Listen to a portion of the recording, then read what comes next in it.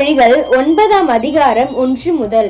ஞானம் தன் வீட்டை கட்டி தன் 7 தூண்களையும் சித்திர தீர்த்து தன் கொழுத்த ஜந்துக்களை அடித்து திராட்சரசத்தை வார்த்து வைத்து தன் போஜன பந்தியை ஆயத்தப்படுத்தி தன் பணிவிடைக்காரிகளை அனுப்பி பட்டணத்தின் உயர்ந்த மேடைகளின் மேல் நின்று கூப்பிட்டு புத்தீனனை நோக்கி, எவன் பேதையோ அவன் இவ்விடத்தில் வரக்கடவன்.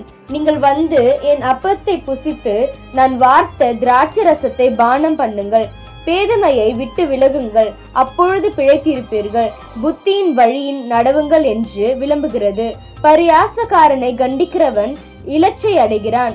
துன்மார்க்கனை கண்டிக்கிறவன் தன்னை கரைப்படுத்திக் கொள்ளுகிறான். பரியாசக்காரனை கடிந்து கொள்ளாதே, அவன் உன்னை பகைப்பான். ஞானம் உள்ளவனை கடிந்து கொள், அவன் உன்னை நேசிப்பான். ஞானம் உள்ளவனுக்கு போதகம் பண்ணு, அவன் ஞானத்தில் தேறுவான்.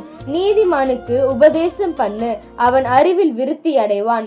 கர்த்தருக்கு பயப்படுதலே ஞானத்தின் ஆரம்பம். பரிசுத்தரின் அறிவே அறிவு. என்னாலே உன் நாட்கள் பெருகும், உன் ஆயுசின் வருஷங்கள் விருத்தியாகும்.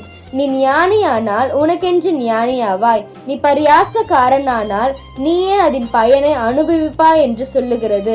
மதியற்ற ஸ்ரீ வாயாடியும் ஒன்றும் அறியாத நிர்மூடமுமாயிருக்கிறாள்.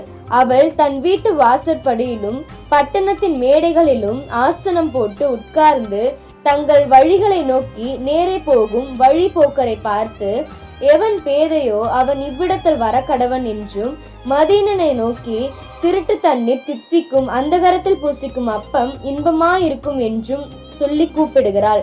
ஆயினும் மரித்தவர்கள் அவ்விடத்தில் உண்டென்றும் அவளுடைய விருந்தாளிகள் நரக பாதைகளில் கிடக்கிறார்கள் என்றும் அவன் அறியான்.